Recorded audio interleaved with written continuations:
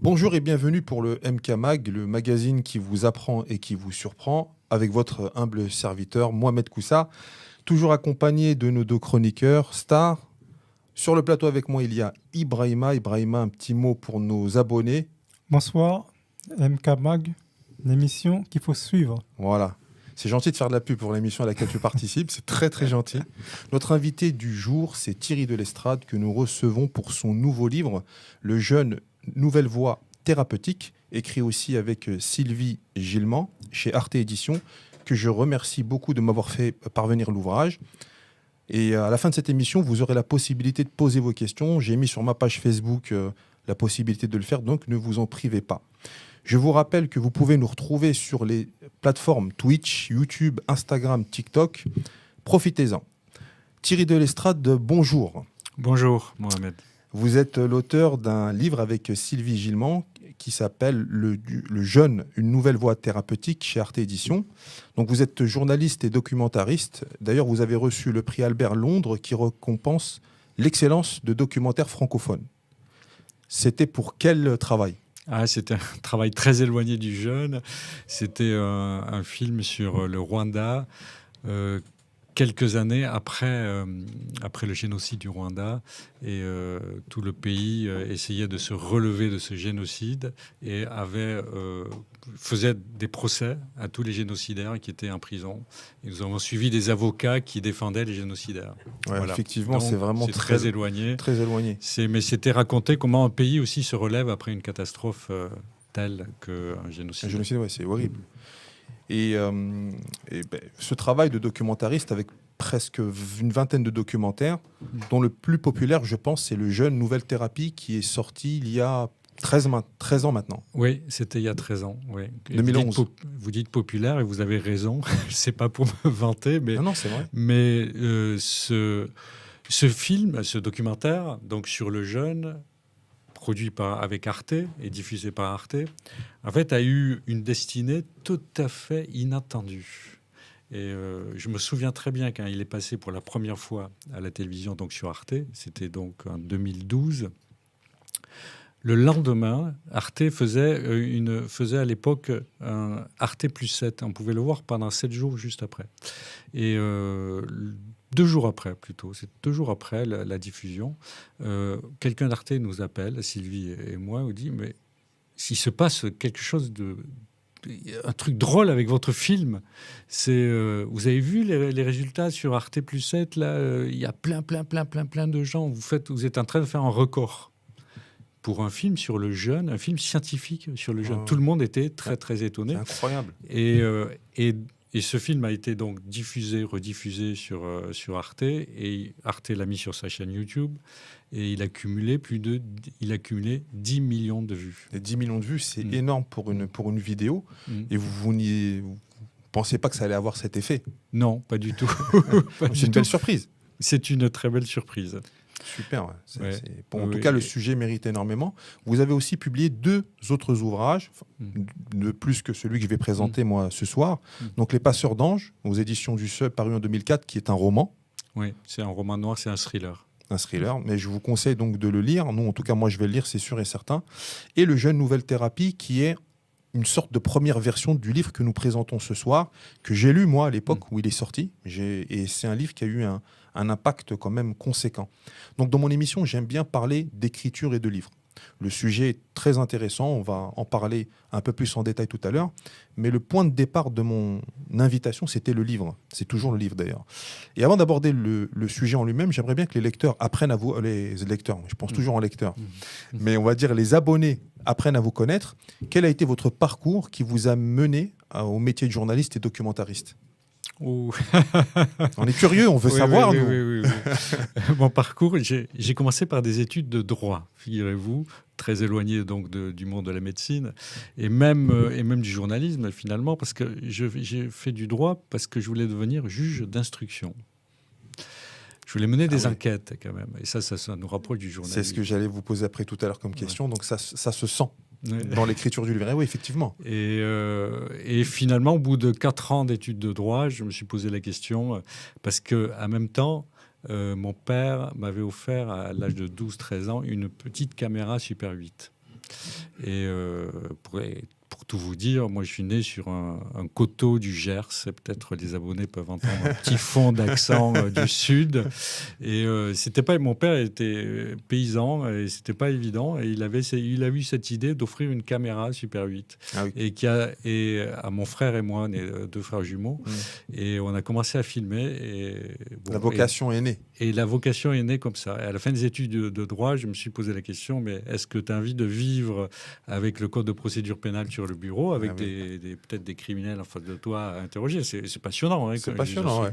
Mais ou de voyager à travers le monde avec une caméra. Et je me suis dit, allez, on va tenter de faire des voyages. En tout cas, pour l'instant, c'est réussi. Merci. Donc votre livre, vous l'avez écrit à deux avec Sylvie Gilman. Et justement, cette écriture à deux, comment ça se passe?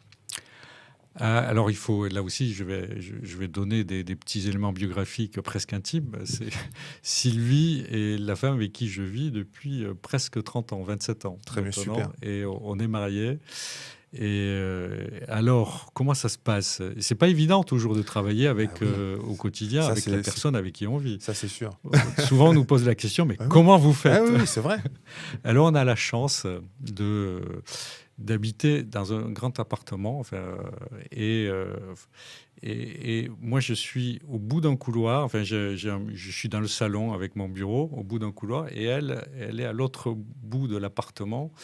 Et chacun écrit sur son ordinateur et propose une version de ce qu'on est en train de faire à partir d'une idée. On écrit un premier sur la même idée. Oui, sur la même idée. Et on s'envoie par mail les textes. Et hop, moi, j'envoie mon texte et on est dans le même appartement. Et elle les corrige en rouge. Elle me renvoie ses corrections et moi, je lui renvoie les corrections. Et puis après, on se voit à table. Et on fait la cuisine. Et là, on discute des idées, des scènes, des chapitres et de notre enquête. Et ça va, l'harmonie de discuter un peu comme ça des idées pour produire le livre à deux, ça marche bien parce qu'on est complémentaires. Et c'est dans un couple, c'est une bonne idée d'être complémentaires. C'est le fondement du couple. Oui. Tout à fait. Il y a une dynamique. Et Sylvie, elle adore rencontrer les gens, elle adore parler avec les gens. Et moi, je suis plus avec la caméra, parce que j'ai une culture quand même plus de cinéma, et j'adore, moi, les filmer. Donc, je suis peut-être moins à l'aise dans la parole. mais voilà, donc... Elle, quand on doit joindre les gens, par exemple, c'est elle qui écrit les mails, qui prend les premiers contacts. Et moi, si on fait aussi, si on parle du livre, mais on parle des films aussi un peu. J'imagine les scènes, comment ça peut s'organiser, comment ça peut se mettre en scène. Et voilà, notre complémentarité, elle est là. Et quand on tourne les films, quand on fait nos tournages, c'est Sylvie qui pose les questions et c'est moi qui filme. D'accord, voilà. Très bien. Merci beaucoup pour ces précisions. Comme vous l'avez dit à l'instant, votre livre, c'est le résultat d'une enquête. Et pour essayer de comprendre ce phénomène et l'exposé public, expliquez-nous un petit peu le travail d'enquêteur dans la thématique du jeune, ce que ça donne en fait. Comment vous collectez les indices, comment vous faites votre parcours, comment vous courez un petit peu après l'information. Alors, le jeune, il faut dire déjà, quand on a commencé à travailler sur le jeune, ni Sylvie ni moi ne connaissions absolument rien au jeune. On ne connaissait personne qui avait jeûné. Nous-mêmes n'avions jamais jeûné. Et on s'est juste posé cette question. C'était une curiosité intellectuelle. Toutes les religions, toutes les pratiques autour du monde louent les bienfaits du jeûne. Mais on s'est dit, mais peut-être qu'effectivement, le jeûne a des bienfaits, mais est-ce que la science s'y est intéressée? Est-ce qu'il y a des scientifiques qui se sont posés comme question, est-ce que pendant un jeûne, est-ce qu'il y a des transformations biologiques? Est-ce qu'on a mesuré des paramètres biologiques avant un jeûne, après un jeûne? Et est-ce qu'on a trouvé des changements? Est-ce que ces changements sont bénéfiques, négatifs? On s'est posé ces questions, tout simplement, et puis on s'est dit, on va enquêter dessus. C'est les questions de départ, quoi. C'est ça qui a donné l'impulsion. Oui, ça c'est la question de départ. Et la question, elle est venue de la rencontre avec un scientifique, un chercheur du CNRS, un directeur de recherche, qui s'occupait dont la passion était les manchots empereurs. Ah oui, c'est Yvan Le Mao. Yvan Le Mao. Yvan Le Mao, ouais, Yvan c'est Le ça, Mao est allé en Antarctique plusieurs fois. Ouais. C'est un chercheur extraordinaire. Non, Il est vous parlez très bien de lui dans le livre et on le voit bien dans le premier reportage que vous avez fait. Ouais. Oui. Et il faut dire que les manchots sont des jeûneurs professionnels. En tout cas, c'est ce que Yvon pensait, parce que les manchots jeûnent 100 jours, une centaine de jours par an. Vous imaginez jeûner pendant 100 jours. Et sur la banquise. D'affilée. D'affilée. En fait, ils couvent les œufs. Quand la femelle manchot pond un œuf, eh bien, les manchots mâles se rassemblent, et chacun avec tous les œufs, et puis ils couvrent les œufs pendant 100 jours, sans bouger, C'est incroyable. sans manger, et ils se nourrissent de leurs réserves, de graisse. Et au bout d'une centaine de jours, eh bien, ils quittent l'œuf, et normalement, j'allais dire l'enfant, c'est le petit oiseau, le petit manchot, éclot. Voilà. Et Yvan Le Mao, on rencontre cet homme-là, ce chercheur, et on s'est dit, mais il nous a dit, mais le jeûne, c'est passionnant. On a fait plein d'études à Strasbourg là-dessus en faisant nos voyages. On s'est dit, mais si quelqu'un du CNRS, qui est publié dans les plus grands journaux, qui est quelqu'un de très sérieux, s'intéresse comme ça de manière scientifique au jeûne, il y a sûrement quelque chose à aller chercher et peut-être ramener cette pratique qui est à la fois spirituelle, religieuse, mais qui était mal considérée, très très mal considérée dans la société, eh bien la ramener sur un champ scientifique c'est-à-dire plus rationnel, qui puisse faire partie de la discussion. Et qui parle à tout le monde, comme ça on a une discussion, enfin des références de base. Voilà. Très bien. Merci beaucoup pour ces précisions. Vous citez beaucoup de pays dans le livre. Oui. Et cette enquête, elle vous a mené dans plusieurs pays. Oui. Donc c'est quoi un petit peu le parcours qui a été fait comme ça, grosso modo, pour qu'on puisse avoir une cartographie comme ça des pays?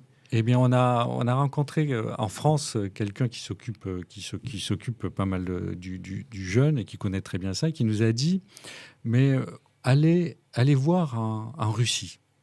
En Russie? Mais oui, ils ont fait des études, ils ont trouvé des choses en Russie.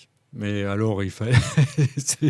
La Russie, c'est assez loin, et c'est assez loin dans notre esprit, c'est assez loin dans la langue. C'est pas facile. C'est une autre civilisation. On tape sur Internet jeune Russie. À l'époque, là, je parle de 2010. Ah oui. 15 ans, il y a 15 ans. Il y a presque 15 ans. Oui, il y a 15 ans, et on trouvait évidemment rien. Mais on a trouvé quand même un contact qui nous a dit, mais il y a un congrès à Saint-Pétersbourg de médecins qui vont parler du jeûne. Donc Sylvie est allée à Saint-Pétersbourg, elle a trouvé une interprète sur place et elle assistait à ce congrès. Et l'interprète lui traduisait en direct. Tout ça était en russe, évidemment. Et elle a trouvé des médecins formidable. En tout cas, en rentrant, elle m'a dit, ils sont extraordinaires, ils sont engagés, et j'ai entendu sur le jeûne des choses que je n'avais jamais entendues. Et elle a rencontré à un repas, notamment, le médecin-chef d'un centre de jeûne, un sanatorium plutôt, qui est au bord du lac Baïkal, donc en Sibérie, très très très loin de Moscou. Et cette femme lui a dit, mais venez voir comment ça marche chez nous, on vous accueille, venez voir dans le sanatorium. Elle a été en Sibérie. Et donc, elle est revenue de Saint-Pétersbourg et elle m'a dit, on a une invitation pour aller en Sibérie. Ah ouais, c'est bien. Voilà. Et donc, on est allé en Sibérie. On est allé dans ce sanatorium pendant presque 3 semaines, pour filmer les gens qui arrivaient, pour savoir sur quelle pathologie, comment on les recevait, et on découvrait absolument tout. Et on est allé ensuite à Moscou. Et à Moscou, on est allé à l'Académie des sciences. Et ce qui était extraordinaire, c'était de voir qu'à l'Académie des sciences, dans le sous-sol, il y a une pièce entière, enfin des étagères remplies d'études sur le jeûne. Justement, milliers de pages. Justement, on va en parler tout à l'heure sur l'aspect scientifique, parce que le travail qui a été fait par les Russes, il est vraiment monumental sur ce sujet. Et concernant les autres pays que vous avez pu visiter, on fait notre cartographie. Donc la Russie, Saint-Pétersbourg, la Sibérie, ensuite la Sibérie, et ensuite on est allé en Allemagne, parce que l'Allemagne, c'est un grand pays du jeûne. Ça, on n'est pas obligé de le savoir ici en Et de la France. charcuterie aussi. Très bonne C'est charcuterie. peut-être pour ça qu'il jeûne. Pour s'attraper. De la fête de la bière. Voilà, exactement.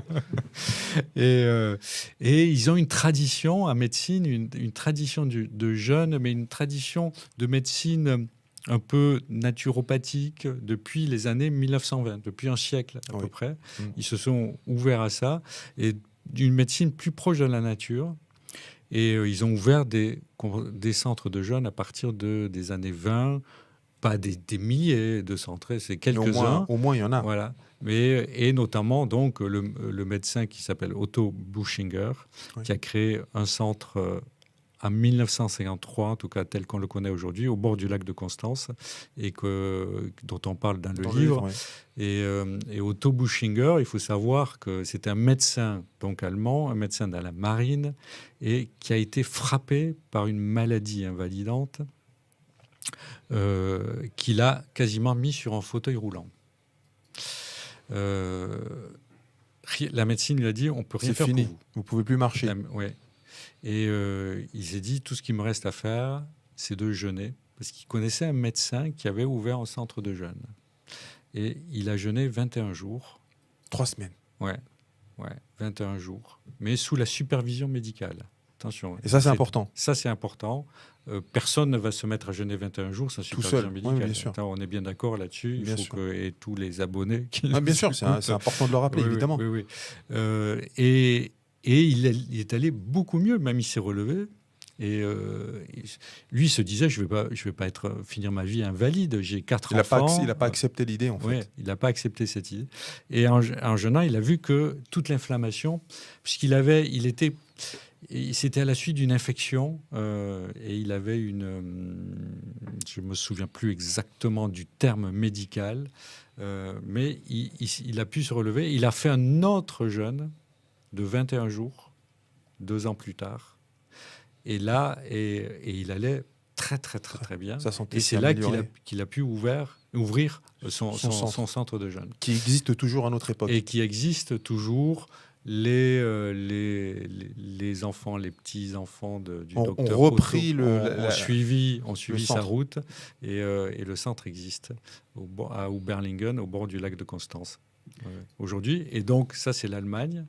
Ensuite, on est allé aux États-Unis. On change de continent. Ouais, là, on a pris un grand vol. Et de l'autre côté, à Los Angeles, où on avait appris qu'un jeune biologiste avait tenté des choses sur le jeûne. On va parler de lui tout à l'heure en détail. Son implication dans le jeûne, elle a donné quelque part une validité importante du point de vue scientifique. Oui. Ces découvertes sont majeures. Ouais. Walter Longo, pour le citer. Juste à propos de l'Allemagne, quand même, je voudrais dire, il y a des cliniques comme ça, dont on a parlé, la clinique Buchinger, qui sont des cliniques privées. Et donc, il faut payer pour aller jeûner, mais c'est un jeûne sous supervision médicale et tout, donc voilà, c'est très surveillé. Mais à côté, on peut jeûner aussi il y a 6 hôpitaux universitaires qui proposent publics, donc qui proposent des jeunes, qui ont un département de jeunes. Et là, c'est remboursé par la sécurité sociale. C'est bien. Et ça vaut le coup d'être allemand, alors. Au moins pour ça. Certaines choses. Et il y a beaucoup de succès parce qu'il y a une liste d'attente de 6 mois. C'est incroyable, incroyable. Quand les choses fonctionnent. Justement, on va rentrer dans le vif du sujet. Alors, est-ce que vous avez fait d'autres pays avant qu'on passe à une autre partie ? Non. Donc, alors, les États-Unis, l'Allemagne et la Russie. En gros, c'est les 3 pays que vous avez couverts pour l'enquête. D'accord, très bien. Une question, Ibrahima ? Oui. Par rapport à la Russie et les autres pays, c'est plus la Russie qui vous a frappé en termes de connaissances sur le jeûne. La Russie a fait quelque chose qui est extraordinaire et qui ne se refera plus. C'est-à-dire, c'était l'Union soviétique à l'époque. On était dans les années 50, 60, 70. Et les instances du parti soviétique ont décidé de faire des études sur le jeûne. Et donc, ils ont demandé à des médecins dans plusieurs villes, à Saint-Pétersbourg, à Moscou, à Rostov, à Kiev, du temps c'était l'Union soviétique à l'époque, et de faire des études chacun dans leur département. Alors donc, il y avait un pneumologue, il y avait quelqu'un qui s'occupait des maladies de la peau, il y en avait un autre, maladie du foie, etc. Et ils ont fait des études sur des milliers de malades. C'est une somme Et considérable. directement, donc, ce qui est irremplaçable, c'est qu'ils ont fait des études cliniques directes. Ils n'ont pas commencé par des souris, ils ont fait ça avec des patients, mais avec quand même une culture médicale très très forte et beaucoup de prudence. C'est pas parce qu'on était en Union soviétique qu'on faisait n'importe quoi avec les gens. Non, les médecins, ces médecins-là, on les a rencontrés quand on est allé les voir en 2010, 2011, et on a trouvé des gens formidables, qui est très engagés envers leurs patients et qui avaient été convaincus par le jeune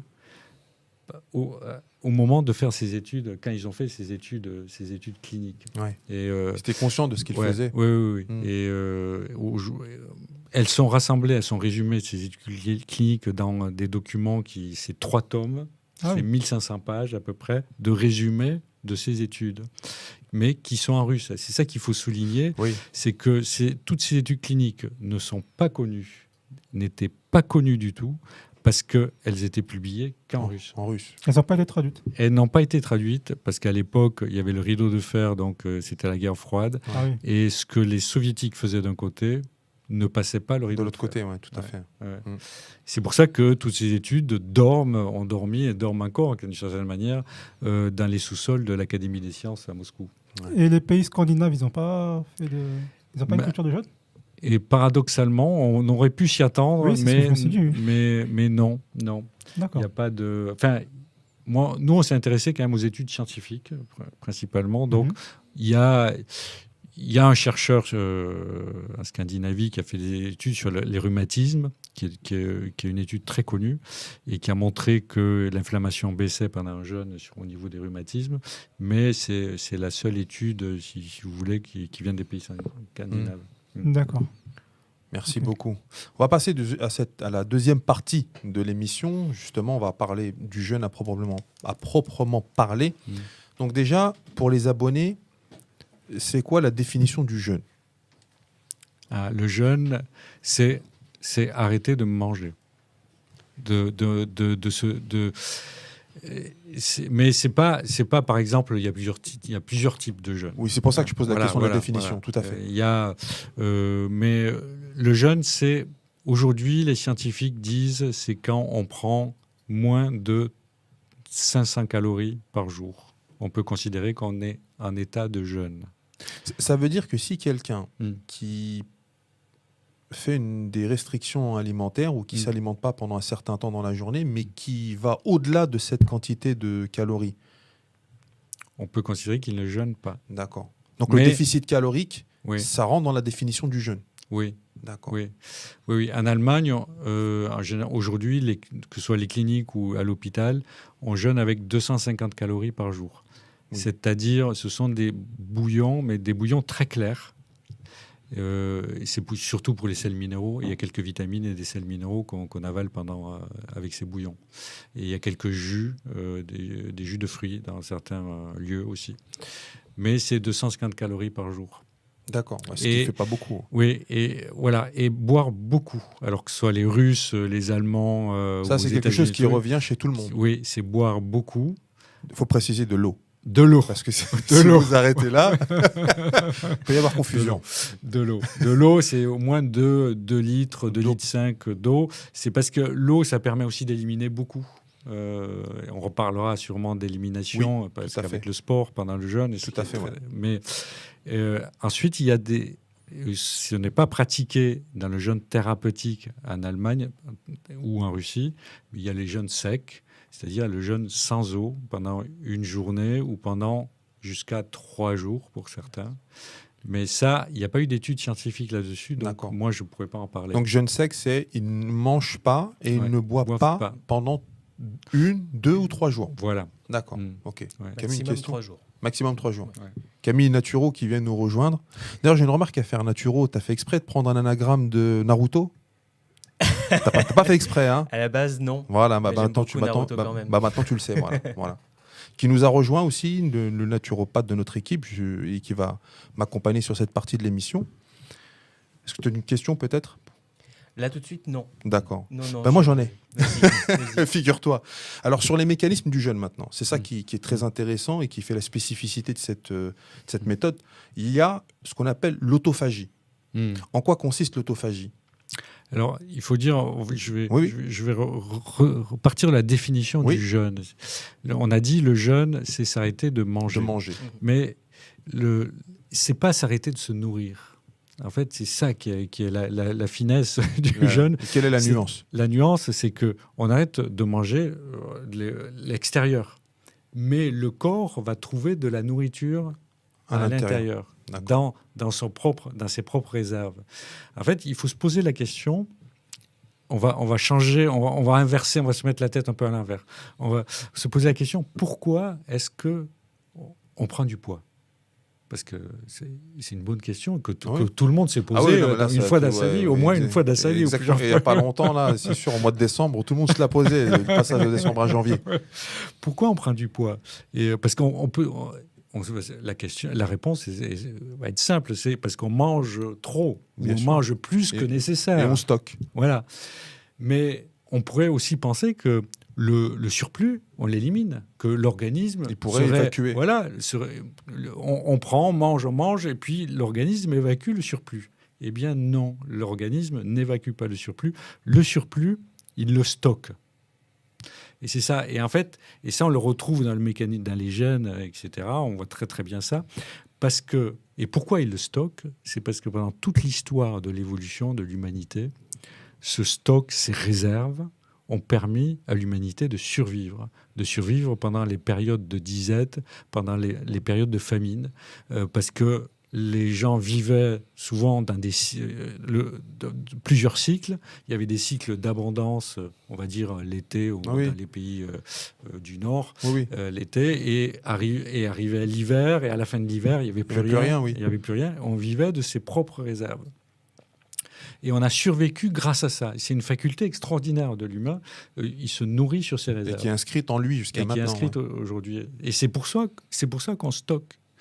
Et cette faculté qui a sauvé la vie de l'humanité, aujourd'hui, elle devient plutôt un défaut. C'est-à-dire, dans le monde moderne. Oui, dans le monde moderne. Puisque aujourd'hui, il n'y a plus de période où on se restreint, où on n'a pas besoin de famine ou de disette. Tout à fait, oui. Mais simplement... une période où on déstocke le stock qu'on a fait. C'est-à-dire que pendant très longtemps, le corps servait même de frigidaire, quand on parle de stock. Quand on prend, quand il n'y a plus à l'extérieur, on prend sur soi-même, on prend à l'intérieur. Et aujourd'hui, on ne prend plus à l'intérieur. On continue à stocker. Oui. Voilà. C'est pour ça que le jeûne représente une opportunité extraordinaire, c'est de retrouver cette faculté à prendre sur son propre stock. Donc, et quand on déstocke, eh bien, on allège le corps, on fait baisser l'inflammation, on rétablit les équilibres biologiques, et c'est une nécessité. Tout à fait. Et par rapport à l'autophagie, justement, ça illustre ce que vous venez de dire. Voilà. Donc, dès qu'on arrête de manger, on prend à l'extérieur, le corps va chercher à se nourrir donc, de lui-même. De lui-même. Et il y a deux mécanismes essentiels. Le premier mécanisme, c'est l'autophagie dont vous avez parlé. L'autophagie, c'est quoi? C'est le corps, donc, dans sa recherche de nourriture et de nutriments, il va chercher à l'intérieur de la cellule tout ce qui est abîmé. Et ce sont des petites protéines abîmées, même ça peut être des virus. Tout ce qui est donc abîmé dans la cellule, il le prend, l'organisme, donc la cellule, et va le retraiter, le recycler pour en faire des éléments neufs. Et c'est ça qui est extraordinaire dans le jeûne, et là, c'est la première bonne nouvelle du jeûne, c'est que ça permet de recycler des éléments abîmés à l'intérieur du corps. Donc c'est un processus de régénération. C'est incroyable. Et donc il faut absolument activer ça. Les gens qui activent l'autophagie régulièrement, eh bien, ont toutes les chances de vivre plus longtemps et en meilleure santé surtout. Et ça, c'est un mécanisme essentiel qui est qui a été découvert assez récemment, puisque Oui, le prix Nobel, qui voilà, a eu un prix Nobel, un japonais. le chercheur qui a mis, qui a expliqué montré le le phénomène. mécanisme génétique de l'autophagie, a eu le prix Nobel en 2015. Ouais, c'est récent. Oui, oui, c'est tout il y a récent. 10 ans. C'est tout récent. Et on sait qu'il y a 2 moyens d'activer l'autophagie, de l'activer très bien, c'est le jeûne et le sport. Et le sport. Voilà. D'accord. Donc, on peut faire du sport pendant qu'on jeûne, alors. Alors, on peut faire du sport pendant qu'on jeûne. Activité physique, alors, si attention, on veut. oui. Parce que sport, Et ça ça- peut faire peur à certaines personnes. Oui. Alors, si on fait un petit chapitre là sur le sport. Non, j'ai Ouais. encore des définitions Voilà. justement sur les Ouais, mécanismes. on en parlera plus tard, ouais. Alors, il y a un deuxième concept qui est intéressant pour accompagner celui d'autophagie, c'est switch métabolique. Voilà. C'est le deuxième mécanisme qui s'enclenche après l'autophagie. Donc, toujours avec cette idée que le corps, il ne va pas s'arrêter de se nourrir, mais il va se nourrir sur lui-même. Et donc, on va chercher dans nos réserves. Et nos réserves, c'est quoi ? Ce sont les lipides, c'est le gras. Il va chercher dans le gras. Très Et bien. ça, c'est la deuxième bonne nouvelle, c'est que le corps va puiser dans son propre gras. dans son gras, voilà. Et ce gras, donc ces cellules de graisseuses, elles vont être transformées par le corps, et notamment le foie, en ce qu'on appelle des cétones. Des cétones, c'est le nouveau... C'est ce que j'allais vous demander sur les corps cétoniques. Voilà, c'est l'aliment nouveau qui va nourrir donc le cerveau et les muscles.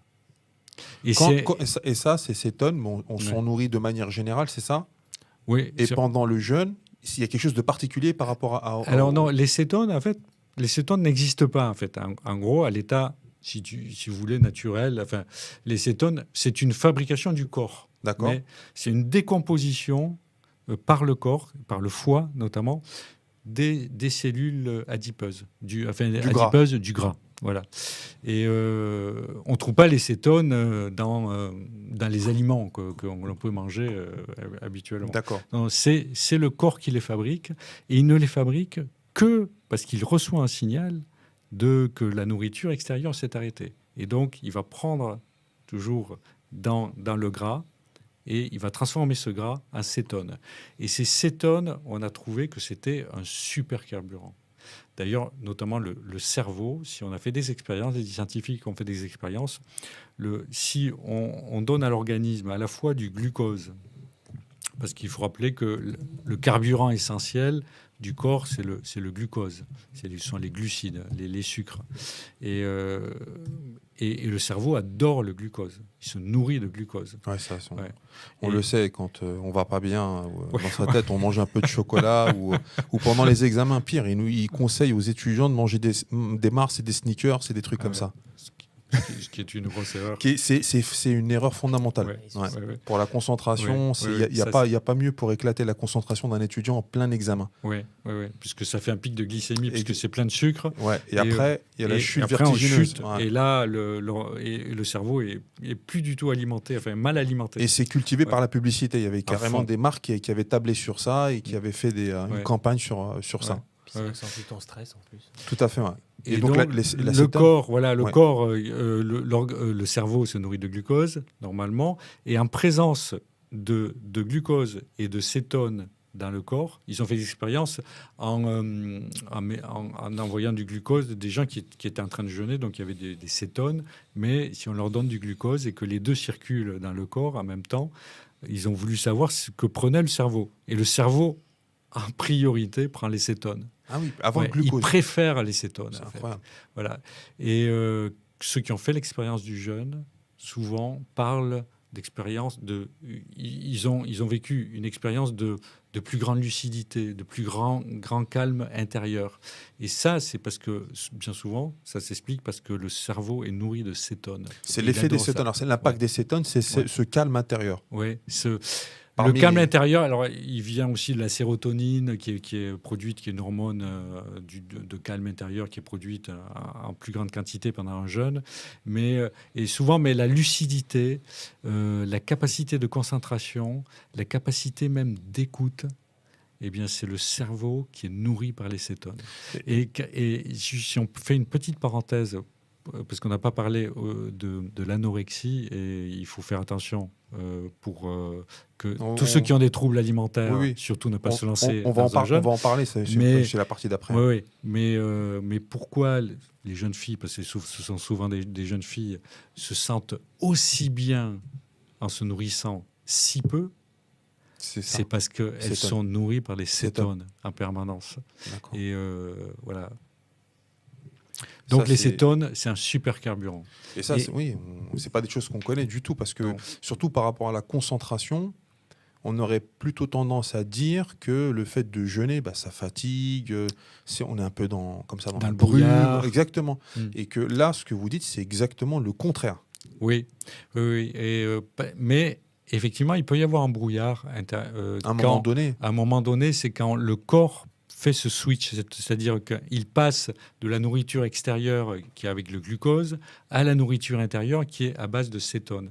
Et ça, c'est vers le 2e, 3e jour d'un jeûne. Donc, on peut à ce moment-là avoir un moment de faiblesse et un moment de ça peut brume durer, un peu. ça dure combien de temps en général, ce moment? Je Ça pense que c'est variable d'une personne Oui, à l'autre, oui, mais oui, mais ça dure ça dure une journée, ça peut être une journée ou 2 jours. d'accord. Et ça dépend de sa descente alimentaire, ça dépend aussi parce que le corps relargue beaucoup d'acidité à travers. Enfin, bon, on va pas rentrer dans Oui, les oui, bien détails, sûr. mais à ce moment-là, on peut être un peu dans un état de faiblesse. Mais dès qu'on est passé vraiment à Dès la qu'on a nourriture, switché. switché à la nourriture à base de cétone, là, C'est là que ouais. les effets Oui. positifs se ressentent. Oui, moi, expérience, et moi j'ai écrit la première version de ce livre, donc qui était le jeûne, une nouvelle thérapie. Avec un point d'interrogation, point vous d'interrogation. pouvez le retirer. Maintenant, on le retire. Voilà, vous pouvez le retirer. C'est pour ça qu'il n'y en a pas dans celui-là. Voilà, hein. voilà. Eh bien, moi, je l'ai écrit en jeûnant. J'ai écrit la moitié du livre en jeûnant. Et comment vous vous sentiez pendant l'écrit? Et alors, moi, je me lève pas forcément aux aurores. Je sais pas, je peux dormir 8 heures très facilement. Pendant le jeûne, à 6h moins 5, je me réveillais naturellement. Pas de petit déjeuner, rien. Un verre verre d'eau. une douche, un verre d'eau. 6h15, j'étais devant mon bureau. Et je travaillais jusqu'à midi, mais avec une efficacité incroyable. Et La lucidité. lucidité. Il y avait beaucoup de documents. Enfin, comme vous avez lu le livre, vous Oui. avez vu ça. Oui. Il y avait des choses. Il y a en énormément d'études scientifiques, c'est incroyable. il y a des documents en anglais qui viennent des États-Unis. Il y en a d'autres en russe qu'il fallait traduire sans arrêt, compagnie jongler avec tout ça. Il y a de l'allemand. Il fallait construire les chapitres. Donc, il fallait être extrêmement ordonné, extrêmement clair dans sa tête, dans son objectif, dans sa capacité à écrire, à être concis, à résumer tout ça. Eh bien, pendant le jeûne, j'ai été d'une efficacité que je n'ai jamais retrouvée après. D'ailleurs, vous citez des personnes dans le livre comme Mark Twain, qui est connu, c'est Oui, l'auteur de Tom Sawyer, Oui, qui aussi pratiquait le jeûne. oui. Ah oui, Donc, oui, il y a beaucoup de personnalités, d'intellectuels oui. qui Oui. écrivent ou qui travaillent, recherchent en état de jeûne. Oui. J'ai cité aussi un chercheur russe qui a écrit tout un manuel, mais un manuel destiné à des chercheurs, pas juste un manuel scolaire, mais bien que manuel Scientifique. scolaire. Oui, en 3 semaines de jeûne, il a écrit tout un tome entier. Voilà, C'est il a fait cette incroyable. expérience, et c'est justement, c'est en lisant ce témoignage que je m'étais dit, mais moi aussi, je vais tenter l'expérience et je vais écrire tout en jeûnant. Et c'est vrai que c'est très contre-intuitif. Sur les termes, alors déjà, il y a une question qui m'a aussi, un concept que j'ai trouvé intéressant, c'est la sanogénèse. Qu'est-ce que Ouais. vous pouvez nous dire sur la sanogénèse? La sanogénèse, c'est un terme qu'employaient beaucoup les Russes. C'est la capacité du corps à s'auto-guérir. C'est l'idée de toute... En médecine, il y a 2 courants essentiels qui s'affrontent depuis Hippocrate, depuis les débuts de la médecine. Moi, je les ai appelés dans le livre les empiriques Ah oui. et les rationalistes. Oui, oui. Et les rationalistes considèrent que la nature, c'est dangereux. C'est l'extérieur et tout. La nature est pleine de dangers. Et la nature risque de nous attaquer et donc de mettre notre santé en péril. les empiriques, avec prudence, considèrent que la nature peut être notre allié. Et la nature, le corps fait partie aussi de la nature. Et qu'il faut, à travers les plantes, à travers certaines pratiques médicales, relancer les capacités d'auto-guérison du corps quand on est dans un état un peu maladif. C'est que ces capacités ont été éteintes, étouffées, et il faut les relancer. Et ça, ce sont deux visions de la médecine complètement différentes. Ouais. très, très différentes. Notre médecine, aujourd'hui, allopathique, occidentale, elle est fondée sur l'idée des rationalistes, que la nature est, par définition, plutôt dangereuse. Mais le problème, Voilà. c'est que tout le monde est malade. Et à chaque fois, on va chez le médecin plusieurs fois dans l'année, mais c'est toujours les mêmes maladies, les mêmes choses. Oui, C'est ça le problème. beaucoup de maladies chroniques, Oui. notamment que la médecine n'arrive pas à soigner correctement. Alors, la médecine peut les soulager, et tant mieux. Mais le but de la médecine, a priori, c'est de soigner et c'est de guérir. Oui, tout à fait. Est-ce qu'on guérit ces maladies chroniques ? Non. Non. Est-ce qu'on guérit les allergies ? Aujourd'hui, je ne crois pas. Est-ce qu'on guérit le diabète ? Je Pas ne du crois tout. pas non Pas plus. du tout. Est-ce qu'on guérit toutes les maladies de peau ? Non, On donne des crèmes et tout, mais Ouais. ça marche, et ça soulage évidemment, mais ça marche pas terriblement. On a une quantité de maladies qu'on va appeler de maladies de civilisation, qui sont des maladies chroniques et qu'on n'arrive pas à guérir. Et justement, les maladies qu'un jeune peut guérir, des maladies simples, ce serait quoi ? Des choses vraiment accessibles, que tout le monde connaît et que ça pourrait partir dans les premiers jours. Alors, c'est un peu, oui, la question c'est un peu difficile mais je peux vous dire qu'en Allemagne, par exemple, on a vu, nous, des gens qui vont jeûner pour des maladies inflammatoires, c'est-à-dire, par exemple, les rhumatismes, Oui. pour des maladies de l'asthme. Oui. Vous citez plusieurs témoignages de personnes qui ont vécu ces maladies et à la suite du jeûne se sont retrouvées beaucoup mieux. Voilà, beaucoup mieux. Voire guéries. Et au bout de plusieurs jeûnes pouvant se guérir. Donc tout ce qui est inflammatoire, alors là, le jeûne fait baisser l'inflammation, ça c'est radical. Et je pense qu'il y a beaucoup de gens qui sont touchés par des inflammations, Ouais. non Camille? Mais il y en a de plus en plus, en tout cas. Ouais. Il y en a de Et plus en ça plus. s'expliquerait par quoi, les inflammations? Alors, d'un point de vue naturopathique, Ouais. pour nous, ça vient de toutes les toxines qu'on emmagasine. Donc, tout ce qui est inflammation, c'est surtout des toxines de type christoïdal, acidité. Donc, c'est l'acidité qui fait que on accumule en fait ces christoïdes. Ça va soit dans les organes, soit au niveau Des notamment des articulations. articulations. Ça les aime beaucoup. Ça brûle. Ça brûle. C'est comme si tu avais du Ça verre pilé au gêne. milieu. Oh, je sais ce que Voilà. c'est. Ouais. Ah, je sais ce que c'est. Et donc, imagine tes os qui font ça Ah oui. ensemble avec du verre pilé. Non, au je milieu. l'imagine pas, je le ressens. Donc, D'accord. j'imagine très bien même. Et donc, voilà, l'inflammation, ça viendrait de là. Et j'avais une question, justement. Je voulais savoir s'il y avait eu des études qui ont été faites, justement, sur les effets du jeûne et la toxémie. Est-ce qu'on a réussi à montrer que le jeûne permet de supprimer un maximum de toxines, que ce soit de type mucoïdal ou acidité, ce genre de choses? Métaux lourds. Alors, à ma connaissance et de tout ce que j'ai lu, non, ils sont pas allés. Les chercheurs ne sont pas allés sur ce terrain-là. D'accord. Parce que c'est un terrain qu'on connaît très très bien en naturopathie, Oui. mais que eux ne connaissent pas vraiment. Enfin, c'est pas un langage qu'ils emploient souvent, Mhm. et donc ils vont pas chercher sur ce terrain-là. D'accord. Mais bien sûr, ça serait très très intéressant Alors, il faut mettre au point les outils pour mesurer tous ces paramètres. Enfin, ils existent sûrement, mais bon, il faut pouvoir les mesurer pour voir la différence. Et juste pour rebondir par rapport à l'inflammation, à la suite de l'inflammation, il y a toutes les maladies métaboliques. Voilà, c'est ça que j'allais vous demander. Ouais. Ouais. Qui sont les maladies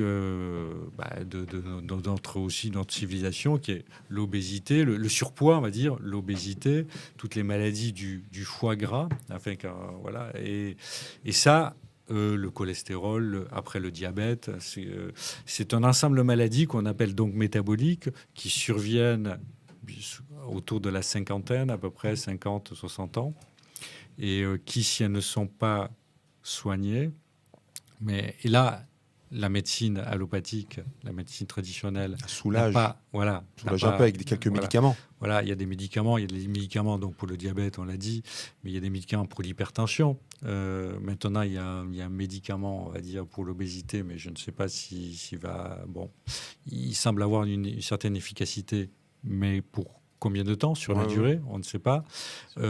Et ces médicaments ne se soignent pas. Le gros enjeu aujourd'hui, c'est de trouver comment les guérir.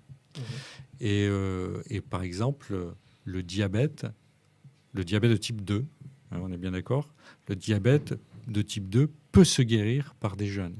Et ça, en Allemagne, un grand spécialiste du diabète. C'est pas celui qui est président de la conférence internationale.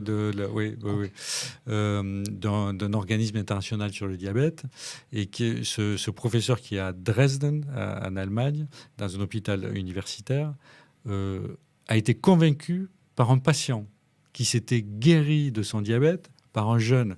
Le médecin, le grand professeur, ne l'a pas cru. Il a dit, mais bon, déjà, je vais jeûner moi-même, je vais voir ce que ça fait. Mais il a eu cette ouverture d'esprit de se dire, mais tiens, je ne comprends pas ce qu'il a fait. Je pense que peut-être il doit me mentir, mais je vais quand même tenter l'expérience, moi. Il a l'air sincère. et ses résultats sont bons. Mais au moins il a été à l'écoute. Voilà, c'est ça qui est intéressant comme en tant que médecin. Et il a vécu une expérience incroyable en jeûnant. Il s'est dit, mais je vais tenter avec certains de mes patients. Il a commencé 1 patient, 2 patients, 3 patients. Et maintenant, ce sont des centaines de patients qu'il a fait jeûner pour le diabète de type 2 et qu'il a guéri. Et à peu près, il propose maintenant à tous ses patients de faire un jeûne de 14 jours, de commencer par un jeûne de 14 jours. Et les 2 tiers de ses patients acceptent de le faire. Il donne pendant le jeûne, il donne son numéro de portable. Et il est joignable de 8 heures du matin jusqu'à 23 heures, ce médecin. Ça, c'est de l'engagement. Ah oui, c'est sûr.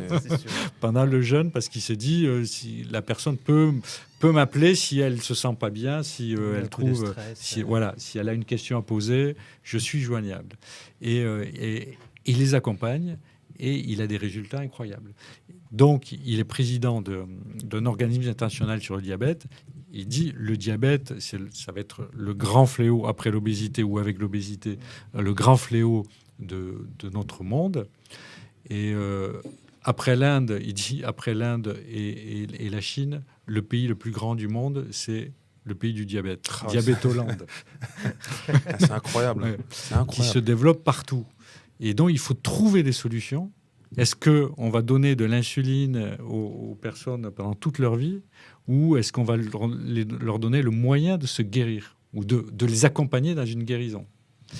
Et il nous dit, moi, le prochain pays que je vais visiter, la dernière fois qu'on a eu à l'interview, je vais aller au Pakistan, et je suis sûr qu'ils vont être sensibles à ce message sur le jeûne. Ouais, oui, ça c'est sûr. Et donc là, c'est les maladies justement qui sont concernées. Oui. Et après, il y a les maladies de peau. Oui. On a vu en Russie qu'ils avaient d'excellents résultats.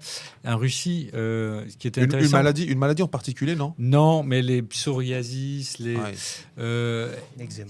eczémas.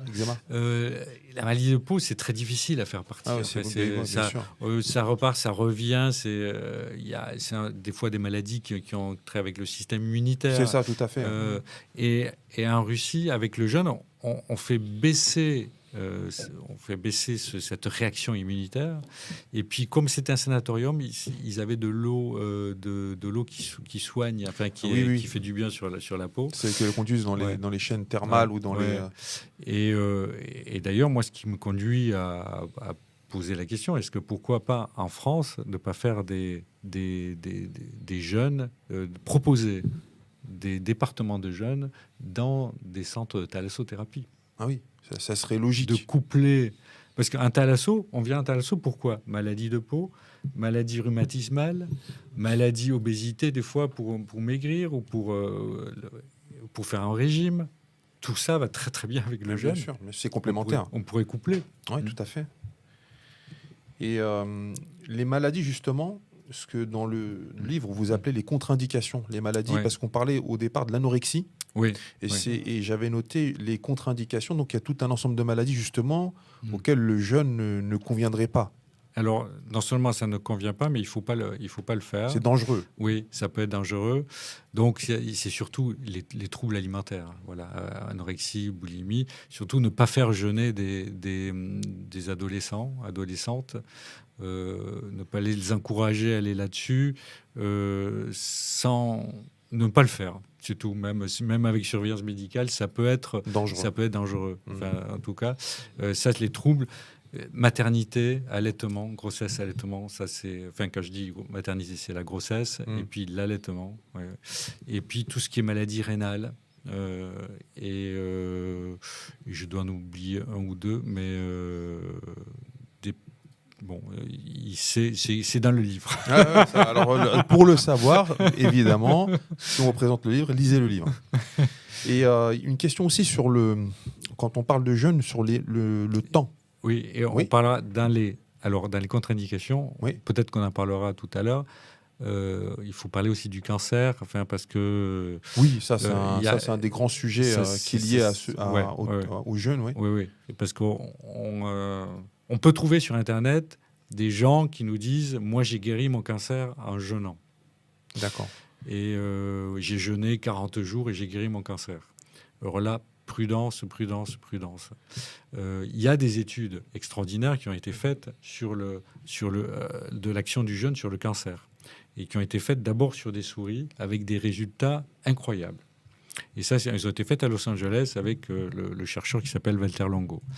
La première expérience qu'il a faite, c'est il a pris 2 groupes de souris. Il y a un groupe de souris qui était... les 2 groupes de souris, on leur a donné une chimiothérapie Mhm. très forte. Donc, chimiothérapie, il faut savoir ce que c'est quand même un poison. C'est Ouais. fait pour tuer des cellules. C'était du gaz moutarde au départ, dont vous décrivez Ouais. historiquement ce Ouais. qu'a été la chimio dès le départ. Ouais. Oui, oui. C'est un produit toxique. Oui, oui, c'est un produit de guerre, hein, ça vient de la guerre. Et donc, on donne à très forte dose. Et donc, c'est très toxique. Et un groupe de souris s'est nourri comme habituellement. Et l'autre groupe, Longo les a fait jeûner pendant 48 heures. Eh bien, le groupe de souris qui avait jeûné se portait très bien, alors que les souris qui n'avaient pas jeûné, qui avaient eu cette chimiothérapie également, eh bien, les 2 tiers étaient mortes et les survivantes, elles étaient très mal en point avec des atteintes au cerveau, au foie, etc. Donc, on s'est rendu compte qu'en faisant jeûner les souris, ça les protégeait des effets secondaires de la chimiothérapie. Et ça, c'était une révolution. Ils se sont rendus compte donc que le jeûne avait une action sur les cellules à la fois cancéreuses, parce qu'elles étaient plus nourries, il n'y avait plus de glucose, et sur les cellules saines. Et les cellules saines qui étaient non plus pas nourries, mais les cellules saines, elles ont la mémoire de l'évolution. Les souris saines, pendant un jeûne, elles se mettent en mode de conservation. Donc, elles se protègent comme si elles hibernaient. On va se nourrir, on va vivre avec de l'autophagie, en se nourrissant de l'intérieur, avec les cétones, mais on se nourrit très, très peu. On est en mode économie. Tandis que les cellules cancéreuses, la cellule cancéreuse cherche à se développer, à se multiplier. Elle dégénère, en fait. Elle est vorace et elle essaye de prendre tout ce qui arrive. Et quand il n'y a plus de ressources, quand il n'y a plus de glucose, rien, eh bien, elle a tendance à s'atrophier ou à mourir, mais il y en a qui survivent quand même. Et quand la chimiothérapie arrive, les cellules cancéreuses prennent la chimiothérapie en premier, parce que c'est un produit qui vient de l'extérieur. C'est le Et piège, les en fait, elles cellules, sont piégées. ouais, et les cellules saines, qui sont en état de protection, prennent moins la chimiothérapie, donc elles sont plus protégées. Ouais, c'est incroyable, hein, Ouais. tous ces mécanismes. Et ça, il a montré ça, donc c'était un grand espoir. On s'est dit, mais peut-être on va faire jeûner des patients dans les hôpitaux, hein, Ouais. des patients qui ont le cancer avant leur chimiothérapie, mais des jeûnes courts, 48 heures à peu près, de 48 heures à 72 heures, surveillés, et on a montré ça, on a montré ça en Hollande, et puis là, il y a eu des études en Italie, et donc, que la chimiothérapie était souvent plus efficace avec un petit jeune avant. Voilà, puisque justement les cellules cancéreuses ont tendance à le prendre un petit peu avant la chimio et un petit peu après. Ouais, mais ça c'est toujours là je répète, c'est sous surveillance médicale. La difficulté, c'est de trouver un médecin qui puisse suivre le patient ou la patiente atteinte d'un cancer. Et en général, les médecins disent mais c'est extrêmement dangereux, vous allez mourir plutôt de votre jeûne que de votre cancer, et vous allez perdre du poids. Évidemment, il ne faut pas jeûner si on a perdu du poids. Et dans certains cas de cancer, par exemple le cancer du pancréas ou cancer, tout ce qui touche la sphère digestive, on a tendance à perdre du poids, et là, il ne faut surtout pas jeûner. Mais c'est... justement, le jeûne, ça peut être un accompagnement au protocole classique dans le cancer, mais il faut que ça soit surveillance médicale. Ouais. Bah justement, on est sous surveillance médicale puisqu'on a appelé le docteur Moustapha Kassem. Est-ce que vous nous entendez ? Je vous entends très bien. Bonsoir, merci d'avoir accepté l'invitation. Avec toutes mes excuses pour le retard. Vous n'êtes pas prévu d'être parmi vous. Le voyage a été plus long que prévu. Non, c'est pas grave, c'est toujours un plaisir de vous avoir avec nous. Donc vous êtes médecin échographiste, dopplériste, médecin vasculaire, diplômé en médecine préventive et anti-âge. Une fois de plus, merci d'avoir bien voulu répondre à notre invitation. Nous étions en train de parler avec notre invité Thierry de l'Estrade pour son nouveau livre « Le jeûne, une nouvelle voie thérapeutique ». Et on parlait justement de l'importance d'être dans un cadre médical dans le cas du cancer, quand on pratique le jeûne, et notamment quand on se voit administrer des doses de chimiothérapie. Qu'est-ce que vous pouvez nous dire sur ce sujet en tant que médecin ? Alors, je ne sais pas si je peux vous dire plus, parce que vous invitez que je salue pareil. Le cancer est un sujet assez délicat. Je pense qu'il y a beaucoup de choses qui se disent autour du cancer, notamment un certain nombre d'influenceurs qui laissent entendre. Vous m'entendez bien ? Ça fait une. On entend un peu. Alors, est-ce que là vous m'entendez mieux ? Un petit peu mieux, oui. Alors attendez, je vais essayer dans ce cas de couper le son de mon côté. Est-ce que là c'est mieux ? C'est mieux là ? Ouais, c'est mieux. Ouais. Merci. C'est mieux, parfait, très bien. Bougez plus. Donc je salue vos invités que je disais. Le sujet du cancer est un sujet assez singulier. Parce qu'on a beaucoup d'influenceurs qui nous laissent entendre que d'une manière ou d'une autre, on est forcément dans une espèce d'efficience indiscutable du jeûne dans le cancer. Alors, la pathologie du cancer c'est un terme générique, est multifactorielle et elle a une évolution tout à fait particulière qui est adossée pour une partie au métabolisme de fonctionnement pour lequel le jeûne est très efficace, mais aussi à d'autres éléments de cascade chimique qu'on ne maîtrise pas et sur lequel le jeûne a un effet qui n'est pas encore tout à fait démontré. En termes de démonstration absolue, les études ne sont pas encore concluantes, surtout parce qu'elles ne sont pas menées, mais on sait que le jeûne adossé à une chimiothérapie ou précédant une chimiothérapie rend la chimiothérapie plus supportable et dans une étude probablement plus efficiente, puisqu'on a une forme de défense, ancestrale de la cellule saine que n'a pas la cellule qui a muté et qui donc subit la chimiothérapie de plein fouet sans avoir tous les effets secondaires des destructions parallèles. On pourrait appeler ça des destructions non voulues. Merci beaucoup pour les explications. Ne coupez pas, on aura encore besoin de vos éclaircissements au cours de l'émission. Avec plaisir. Alors, on continue sur un prochain aspect qui est un peu plus technique, c'est le nombre de jours qu'on peut jeûner, que les gens peuvent pratiquer le jeûne. J'ai vu dans le livre qu'il y avait pas mal il y a 5 jours qui reviennent, ça revient souvent, 14 jours.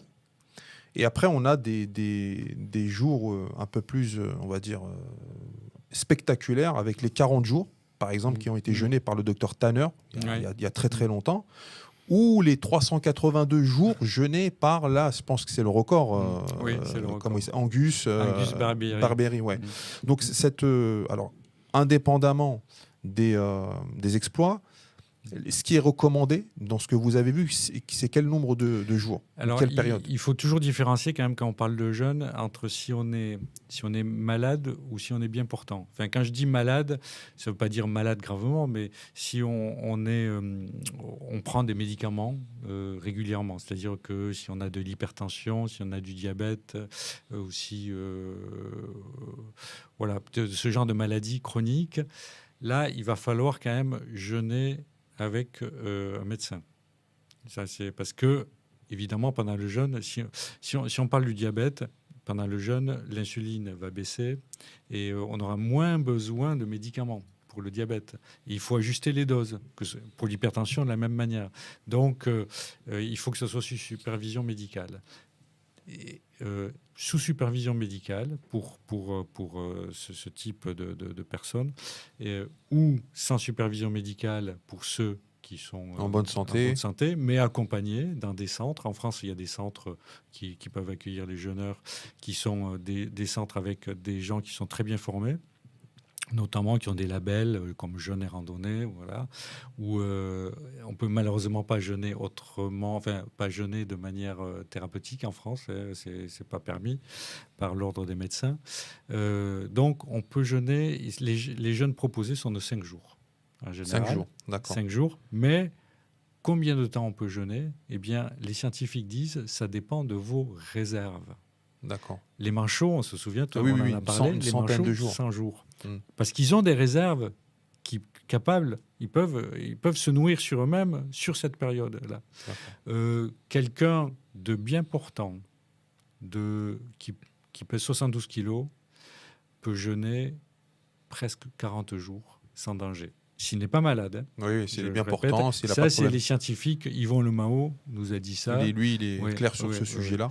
Et donc, il y a un médecin, vous avez dit son nom, le Dr Tanner, en 1880, qui a fait une expérience à New York, où qui a jeûné devant le collège de l'école de médecine de New York, le collège de tous les étudiants qui sont relayés pour le surveiller nuit et jour. Eh bien, il a jeûné pendant 40 jours. Voilà, il avait perdu 18 kilos. Mais il est ressorti triomphant sur les épaules de des gens qui venaient le voir tous les jours, puisque ça se passait à Manhattan dans une salle de spectacle. À l'américaine, quoi. Ouais, ils ont le don de rentrer en spectacle. On était en 1880. Ouais. C'est hallucinant. C'était un spectacle. C'était un des premiers reality shows. Parce qu'au départ, tout le monde pensait qu'il allait mourir. Donc, on allait voir quelqu'un mourir en direct. Qui avait fait le pari de jeûner pendant 40 jours, médecin, mais qui allait mourir en direct devant tout le monde. Et c'est dans cette histoire où il y avait quelqu'un qui avait parié et qui, à la fin, il s'est retiré du pari quand il a vu qu'il allait perdre. C'est cette histoire-là. Oui. Un médecin avait parié qu'il avait parié une grosse somme, qu'il allait mourir avant. Et de toute manière, mais même si j'y perds, la somme, je la donnerai quand même. Ce sera pour des belles funérailles. Pour les obsèques. Tout à fait.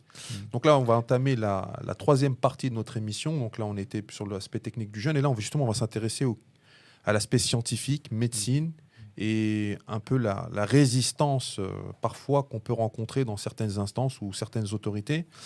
Et vous avez bien décrit dans le livre, dans la première partie, l'histoire un peu de la médecine moderne, comment elle s'est constituée, comment elle s'est institutionnalisée. Et vous avez mis en lumière le rôle de l'Association des médecins américains, et notamment leur journal. Le journal. Et comment, en fait, cette association, par le biais de son journal, ont été déterminants sur la considération du jeûne. C'est ça qui est important. Ouais.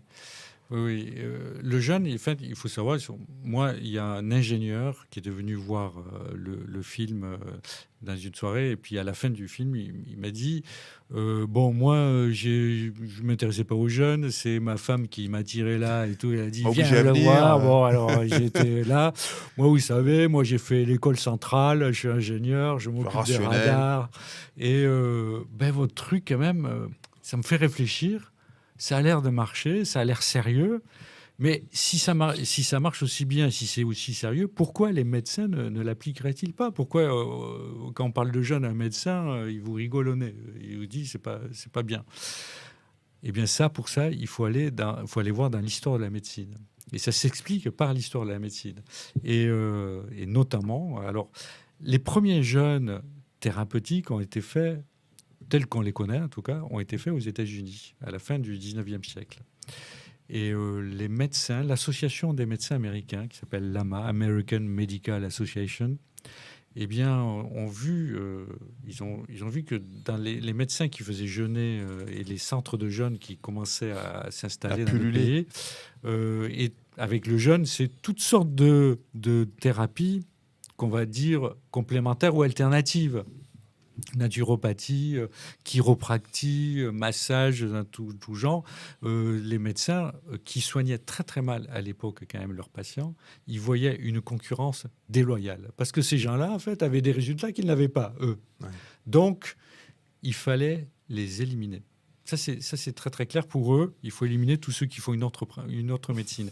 Et la médecine institutionnelle, c'est quand même... Les médecins, c'est une corporation et qui, depuis qu'elle existe, a cherché à éliminer tout ce qui leur faisait de l'ombre. Et ça a commencé au XIVe siècle, quand on a les premiers médecins, alors je parle en Occident, hein, entre le XIVe siècle et le XVIIe siècle, on a fait une chasse aux sorcières en Occident, et on accusait les femmes de tous les crimes, les guérisseuses, voilà, de tous les crimes possibles, mais parmi ces crimes... De guérir les gens. Oui, il y avait l'idée qu'elles guérissaient les gens. Non, mais des femmes qui guérissent les autres.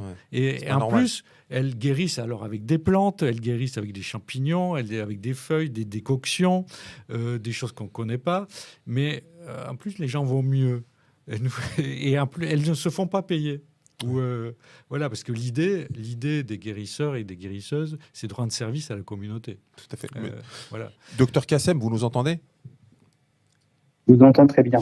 Justement, sur ce que vient de dire Thierry de l'Estrade, sur cette idée que le jeûne dans la communauté des médecins peut être perçu comme quelque chose de dangereux et pratiqué peut-être par des gens qui considèrent comme être des charlatans. Qu'est-ce que vous en pensez ? Alors, la conception du jeûne médical ou la conception même de la médecine elle-même, on n'entend pas bien. L'histoire singulière, je ne ferai pas d'affront de relevant à l'histoire de la médecine allopathique et de la médecine homéopathique, qui sont non pas simplement l'homéopathie et les techniques et les techniques qu'on vous donne aujourd'hui, mais je parle spécifiquement de l'homéopathie comme conception philosophique. On vous entend pas très bien en fait. Ouais. Alors attendez, vous êtes sous un tunnel ? Je ne sais pas comment vous aider davantage. Là, c'est bon. Là, c'est bon. Là, vous m'entendez mieux, là ? Ouais, là, on entend mieux.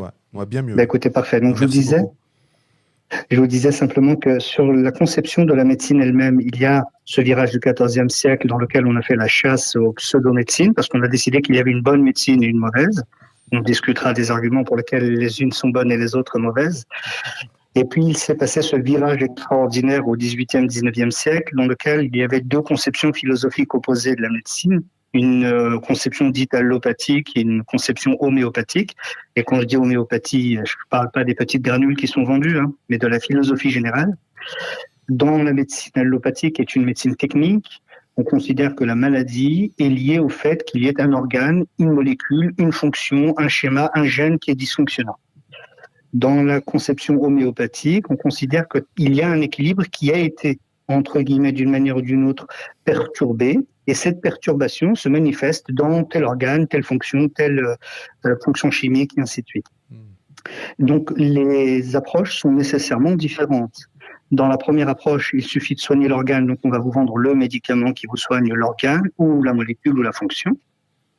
Dans le second cas, on devrait normalement rétablir l'équilibre et considérer que le dysfonctionnement n'est qu'un symptôme de déséquilibre général et donc revenir sur une conception d'équilibre global. Je pense qu'en naturopathie, c'est quelque chose qui parle plus que la médecine d'aujourd'hui, qui est une médecine essentiellement, j'allais dire capitaliste, au sens de la vision de la médecine en tant qu'élément technique. Merci beaucoup. Pour faire simple, on est rentré dans une ère depuis un siècle et demi, peut-être 2 siècles, dans une ère de doxa, c'est-à-dire d'une médecine quasi religieuse, dans laquelle vous avez le pape tout en haut, qui est le professeur, qui vous indique comment vous devez fonctionner, qui est lui-même de près ou de loin lié à celui qui fournit le médicament. Et puis vous avez après toute la hiérarchie médicale qui vient, et des évêques jusqu'aux prêtres de l'église du coin.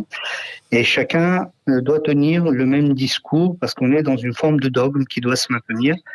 Et c'est précisément parce qu'il y a un dogme que c'est extrêmement difficile de venir perturber les lignes et de dire que toute la conception qui a été faite jusqu'ici de la maladie et du patient et de son mode de fonctionnement était erronée, ou alors partiellement erronée, et qu'il était possible de l'aborder sous un autre angle. Et ça plaît pas au système dogmatique. D'accord. Merci beaucoup pour ces éclaircissements. C'est très gentil de votre part. C'est lumineux. Oui, bien sûr. Je pense que c'est un discours dont on n'a pas l'habitude. Et voilà, on a des médecins aussi qui sont confrontés à la réalité, qui encadrent correctement leurs patients. Et là, on voit quand même une vision qui est totalement différente pour la même époque, enfin un peu plus tard peut-être, une fois que l'association des médecins américains au début du XXe siècle a été chapeautée par des grands noms comme Rockefeller. Oui, disons qu'ils se sont associés. L'association. Voilà, ils se sont associés, pas chapeautés. Et il y avait un concours de circonstances, alors, c'est ça? Oui, voilà. C'est pas sous son impulsion, on va dire. Non. Mais surtout l'American Medical Association, donc les médecins américains. Il faut se dire, au début du XXe siècle, il y avait beaucoup de suicides. C'était la profession qui se suicidait le plus aux États-Unis. Parce qu'ils allaient plutôt mal. Ils n'étaient pas très, très bien formés. Il fallait jeûner, c'est tout. Les médecins... Pourquoi suicider? Les médicaments qu'ils avaient n'étaient pas super efficaces. C'était le début de l'industrie pharmaceutique. Donc, il fallait redonner du lustre à tout le mouvement. Il fallait redonner du moral. Et il fallait être offensif. Et on s'est fondé sur une nouvelle culture qui est la culture scientifique, de la médecine scientifique, mais on n'avait pas encore les outils très bien pour élaborer cette médecine. Et ça s'est fait petit à petit, surtout après la Deuxième Guerre mondiale. Mais au début du XXe siècle, on a cherché surtout à éliminer ceux qui faisaient de l'ombre pour garder le noyau dur d'une médecine contrôlé aussi, contrôlé. Et donc, les médecins américains, l'association de médecins américains a cherché des alliés et elle a trouvé deux alliés. Un, l'industrie pharmaceutique qui était en plein développement, et deux, les fondations philanthropiques qui avaient été créées par les grands milliardaires américains. Et c'était ces fondations, la fondation Rockefeller et la fondation Carnegie. Carnegie Rockefeller étant des multimilliardaires de l'époque et qui en une génération étaient devenus hyper riches. Et ont voulu, en créant ces sociétés philanthropiques, ont voulu avoir une action normalement philanthropique sur la société, mais en fait non, qu'un milliardaire cherche à avoir une action sur la société à travers une société philanthropique. C'est pour être encore plus philanthropique par la suite. Il veut modeler la société selon ses propres vues. Oui, tout à fait. C'est un peu la vision du capitalisme qu'on voit aujourd'hui, même avec des présidents comme Trump. Oui. Et justement, par rapport aux États-Unis, tout à l'heure, vous nous avez rappelé la Russie et la somme de connaissances incroyables qu'ils avaient pu capitaliser sur le sujet, sans mauvais jeu de mots, capitaliser évidemment. Aujourd'hui, cette connaissance, est-ce que vous pensez qu'on va pouvoir y avoir accès, notamment avec le travail que vous avez fait ou les gens que vous avez rencontrés? On a cherché, pour l'instant, on a donné les trois tomes de recherche clinique des Russes à Walter Longo à Los Angeles, qui m'a dit je vais chercher des traducteurs. Mais apparemment, c'est très difficile, de plus en plus difficile de trouver des traducteurs russes aux États-Unis. Je ne sais pas pourquoi. Non, je rigole qu'à moitié, mais il n'a pas trouvé les fonds. C'est toujours pour faire. Il y a à peu près, j'ai dit 1500 pages tout à l'heure, mais il y en a plus. Je crois que c'est 3000 pages finalement, et à traduire, écrit serré. Donc il y a un certain budget à recueillir, et c'est plus facile de recueillir un budget médical pour étudier l'action de médicaments sur des gènes, par exemple, que pour traduire des études russes. Très bien, vous avez rappelé aussi tout à l'heure l'action du docteur Walter Longo sur ce sujet, c'est très bien présenté dans le livre, c'est vraiment bien expliqué dans le documentaire, donc, où il a mis en place aussi un système qui imite le jeûne. Oui. C'est ça, j'ai trouvé ça très intéressant Oui. et aussi typiquement américain comme tentative de trouver des approche. solutions, comme approche et pour présenter les solutions parce Oui. que on a beau avoir les solutions, le jeune c'en est une vraiment très symbolique, mais la façon de le présenter dans un contexte, c'est tout aussi important. Oui, oui, bien sûr. Walter Longo donc, a lancé des études, après ses études sur les souris, en association avec des hôpitaux universitaires, il a lancé des études sur l'humain, donc sur les patients qui atteints de cancer. Et finalement, ils se sont rendus compte, tous ces chercheurs, que les patients atteints de cancer, on leur disait, mais vous allez jeûner à l'eau pendant 48 heures ou 72 heures juste avant votre chimio ou pendant le début de la chimiothérapie. Et les gens ne voulaient pas. Ah oui. Mais Longo disait, mais moi, il ne comprenait pas parce que, Ah oui. après tout, vous êtes atteint d'une maladie grave, on vous propose peut-être quelque chose d'un peu révolutionnaire, mais les patients ont dit, c'est tout ce qui nous reste, peut-être, de manger encore. C'est le dernier plaisir. Ouais, donc Longo, avec son laboratoire, a mis au point, mais ça a nécessité des années de recherche, une forme de régime qu'il a appelé le régime imitant le jeûne, le Fasting Mimicking Diet.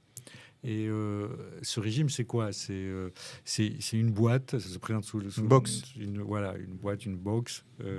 Et il y a 5 jours, jour 1, jour 2, jour 3. Et à l'intérieur donc, de cette boîte, le jour 1, il y a l'équivalent de 600 calories le premier jour, de 300 calories les jours suivants. Ça diminue au fur et à mesure. Ouais. Mais il y a l'idée de 3 repas.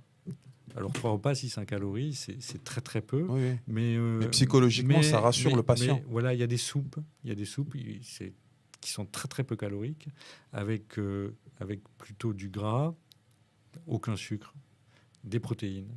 Voilà. Et ça, le patient peut prendre ça. Il a l'impression, en tout cas, de respecter le rituel de la nourriture, enfin le rituel dont il a l'habitude, et de ne pas avoir rien. Ah oui, ça c'est important. Parce que le jeûne, c'est aussi affronter cette idée du rien, du vide, ouais, c'est vrai. Du manque.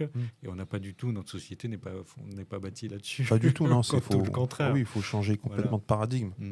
Et c'est extraordinaire parce que, et en plus, ça permet, avec tous les essais cliniques, de pouvoir faire à travers le monde.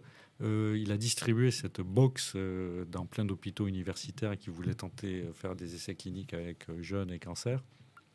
Et ça permet d'avoir le même type de jeûne pratiqué partout et donc de comparer les résultats. Les résultats, ouais. Et on sait que le patient qui est entré dans le protocole, lui, on sait ce qu'il va prendre. On lui donne une box et il va suivre le protocole.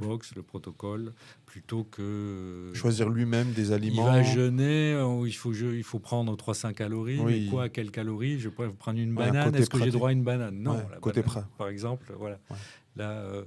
Là, scientifiquement, c'est bordé. Et puis, psychologiquement, pour les patients, c'est beaucoup mieux. Et donc, ça a marché très, très bien. Ça a tellement bien marché qu'aujourd'hui, il a fait une autre box qui s'adresse aux bien portants. Et si vous voulez jeûner pendant 5 jours sans avoir l'impression de jeûner, entre guillemets, vous pouvez acheter la box. Et aux États-Unis, ça marche très bien. Oui, ça, c'est les Américains. On reconnaît bien leur esprit. Ouais. Mais en tout cas, ce qui est intéressant, c'est qu'il disait aussi que tout ce système-là, ça lui sert à financer les études qu'il fait parce qu'il a eu des problèmes pour avoir des fonds pour ses études. Alors les problèmes pour avoir des fonds pour faire des études cliniques, il y en a toujours. Tous les chercheurs en ont, mais des chercheurs qui s'intéressent aux jeunes plus particulièrement. Oui, bien sûr. Alors Longo est un chercheur très très reconnu qui est publié dans les plus grandes revues. Mais ça n'empêche que quand on s'intéresse aux jeunes, on a moins de crédit. Et lui, ça lui permet il a créé une fondation et tout le résultat, l'argent que rapporte la vente des box vient dans la fondation et la fondation permet de donner des crédits pour sa recherche. C'est important. Très bien, on a presque terminé cette émission. On va maintenant, juste avant de faire la 4e partie et dernière partie, traiter du cas de la France. Et notamment l'étude qui a été faite à Saint-Étienne.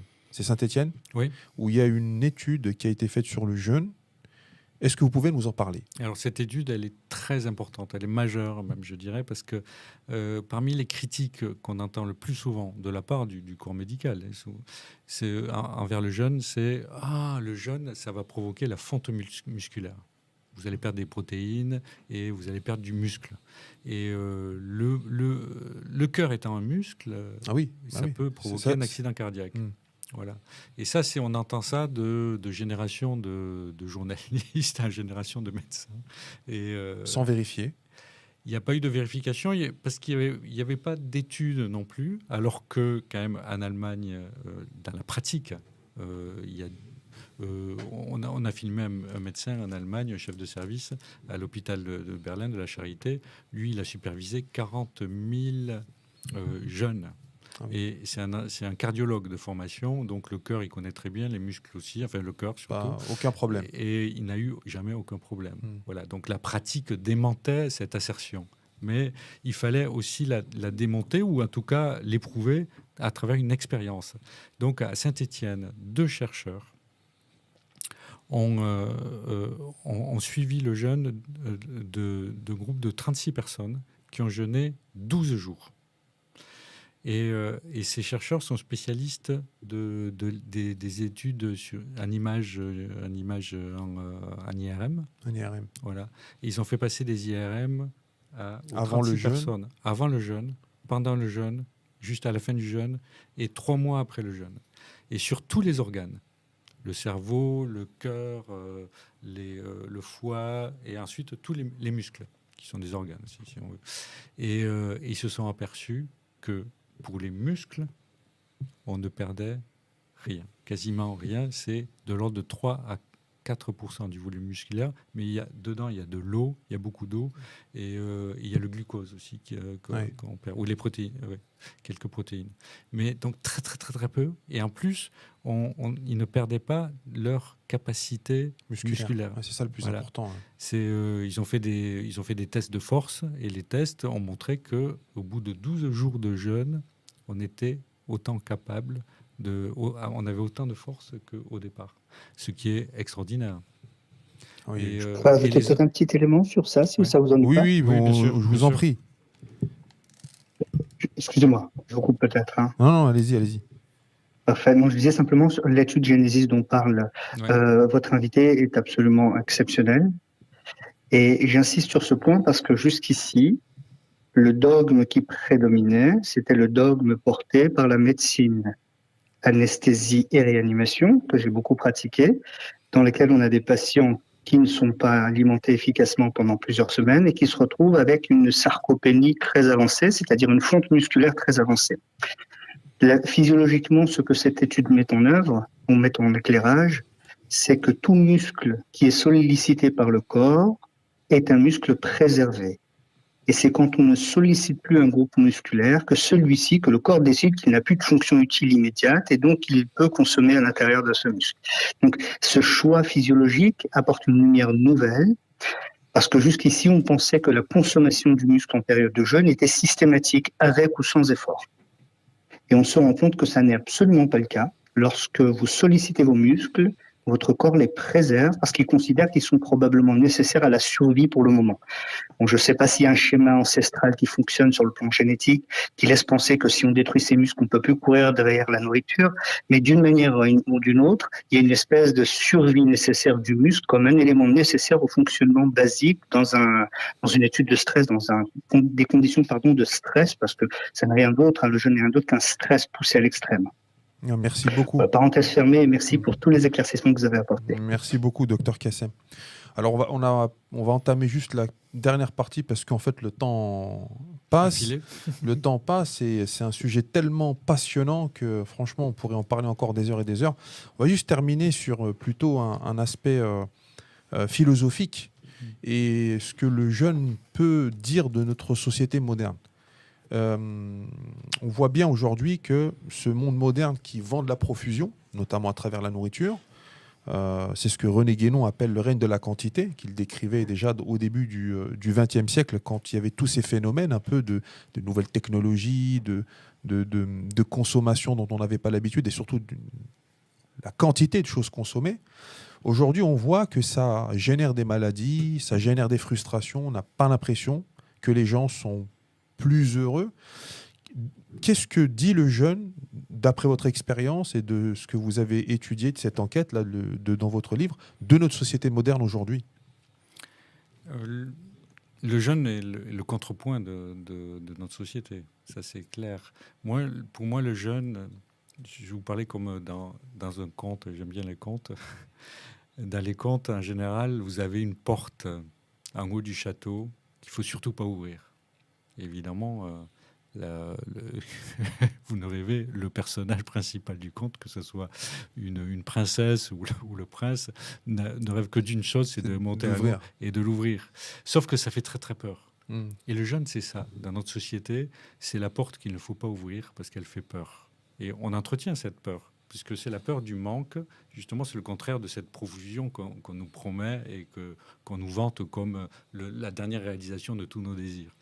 Eh bien, le jeune, c'est monter toutes les marches, là, aller vers le jeune et ouvrir cette porte vers l'inconnu, vers le manque, vers ce qu'on n'a jamais expérimenté. Et dans les contes, quand la princesse a ouvert la porte, eh bien, c'est un chemin vers la réalisation de soi, vers la croissance intérieure. C'est toujours comme ça. Eh bien, le jeune, c'est ça aussi. C'est ouvrir cette porte, avoir le courage d'y aller, de se confronter à ce manque, et vous verrez, vous vivrez une croissance intérieure. Et le jeune, c'est ça qui est extraordinaire, c'est que ça permet, je dirais que c'est incapacitant, ça vous donne des facultés, ça vous fait croire, non, ça vous fait éprouver vous-même des facultés que vous ne connaissez pas de vous-même, et un pouvoir supérieur. Et c'est un chemin. On a dit que le jeune était... Certains disaient que le jeune est une porte ouverte aux dérives sectaires. Moi, j'ai rencontré des quantités de jeûneurs. Et je suis allé voir dans des centres de jeunes et tout. Il suffit d'aller voir dans un centre de jeunes si les gens sont dans une secte, si les gens, on les oblige à rester là. Non, les gens, ils arrivent et ils peuvent sortir et partir quand ils veulent, évidemment. Ouais. Non, le jeûne, c'est un chemin, au contraire, c'est un chemin de liberté. Il ne faut pas avoir peur de cette liberté que l'on gagne en éprouvant, en expérimentant quelque chose de neuf. Très bien.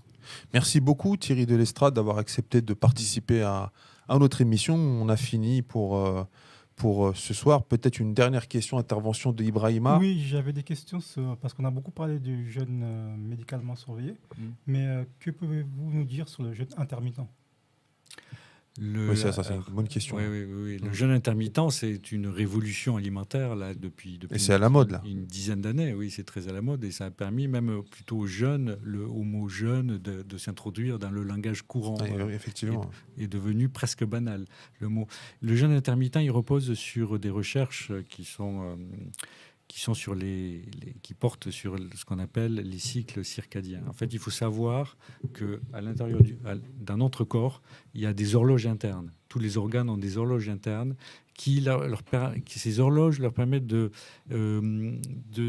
suivre des cycles dans lesquels ils fonctionnent le mieux à leur pic à certains horaires et d'autres moins bien parce qu'ils se reposent. Tous les organes, le cerveau, on pensait au début que c'était que le cerveau, mais tous les organes du corps fonctionnent selon des cycles. Voilà. Il y a des cycles de repos qu'il faut respecter. Et le jeûne intermittent, en fait, repose sur...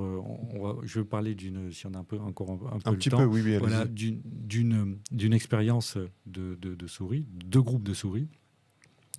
C'est un chercheur qui est en Californie. Il a pris 2 groupes de souris et il les a nourris exactement de la même manière, avec du gras, beaucoup de nourriture. Notre nourriture, enfin un peu fast-food, un peu fast-food pour les rats. Mauvaise, oui, en grande quantité.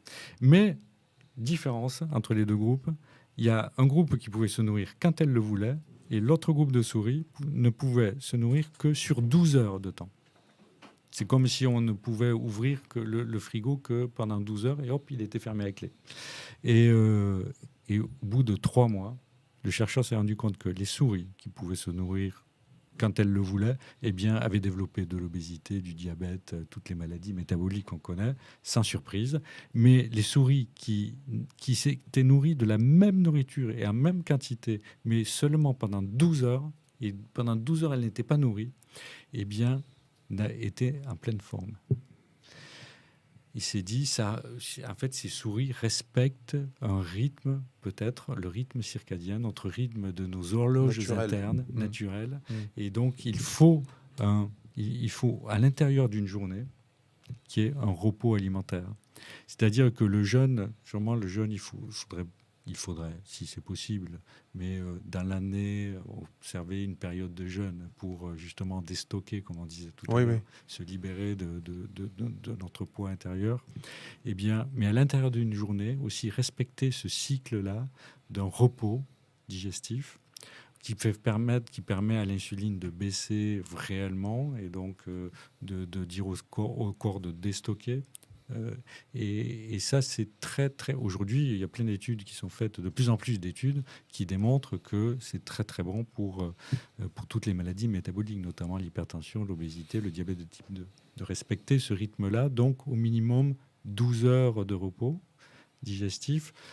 C'est pas si difficile, mais il faut quand même regarder l'heure. Oui, bien sûr, c'est ça. Il faut faire attention à Alors, de compter les heures et pas les calories dans le livre. Oui. Et les chercheurs, 12 heures, c'est le minimum qu'ils disent, mais pour bien faire, a priori, aujourd'hui, on arrive vers un consensus de 14 heures à peu près. 14 heures. Mais moi, j'invite les abonnés à faire l'expérience de un jour sur deux. Moi, j'ai commencé comme ça. C'est-à-dire concrètement, vous faites comment ? Moi, j'ai fait au départ, quand j'ai lu les premières études sur le jeûne intermittent, je me suis dit, mais on va passer à côté de ça. Je vais essayer. Alors que moi, je faisais un super bon petit déjeuner avec des fruits, toutes sortes de trucs, des huiles, etc. Enfin bon, je mettais un quart d'heure rien que pour le préparer. Voilà. Et je me suis dit, je garde mon petit déjeuner, mon super petit déjeuner. Le jour suivant, j'en prends pas. Et un jour sur deux, j'ai fait du jeûne. J'ai jeûné, j'ai passé le petit déjeuner. Mais vous mangez que votre petit déjeuner ? Non. Je mange. Non, je saute le lendemain. Vous sautez le petit déjeuner. Donc, voilà, je saute le petit déjeuner. J'ai fait cette expérience. Un jour, je sautais le petit déjeuner. Le jour suivant, je prenais mon super petit déjeuner. Le jour suivant, je sautais le petit déjeuner. Et je voyais les jours où j'allais le mieux. Et puis je me suis rendu compte que les jours où je sautais le petit déjeuner, mon esprit était plus clair. Toute la matinée et même le repas après-midi. Pas besoin de faire une sieste, pas d'assoupissement. Enfin, c'est incroyable. Et donc, j'ai dû, à mon grand regret, au départ, j'ai dû arrêter mon super petit déjeuner, etc. Alors, moi, Sylvie, par exemple, Sylvie Gillemont, elle ne peut pas se passer de petit déjeuner.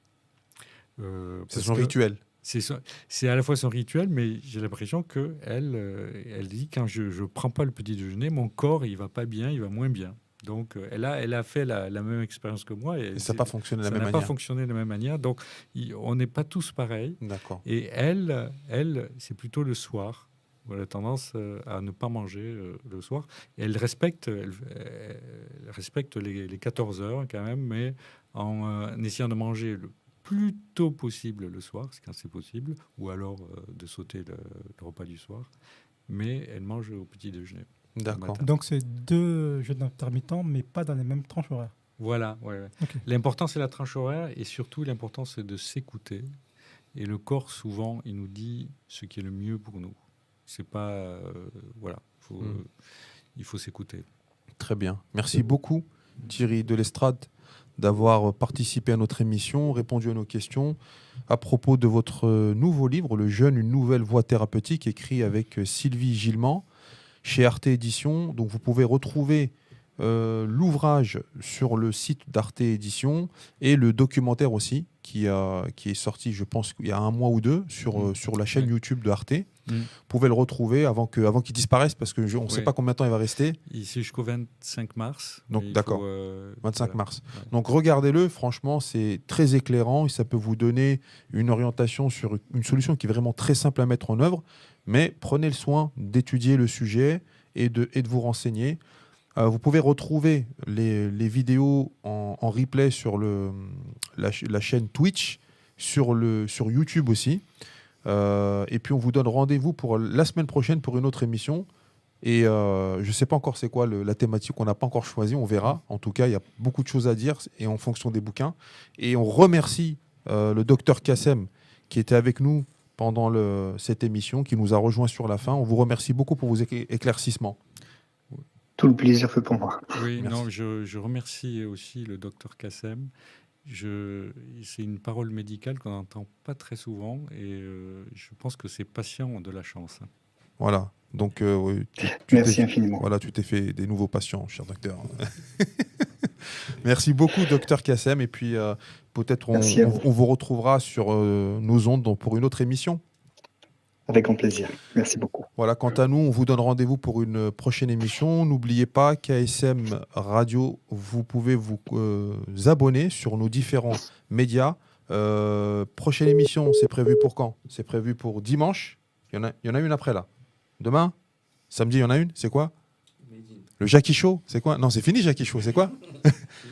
Jackie Made in demain. Made in demain. Dimanche, Africa Unite.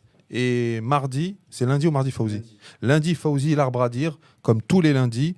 Et on vous donne rendez-vous. Donc suivez et abonnez-vous. Et surtout, partagez le travail, surtout des sujets comme on vient de traiter aujourd'hui. C'est très important. Merci à tous. Bonne soirée, bon week-end.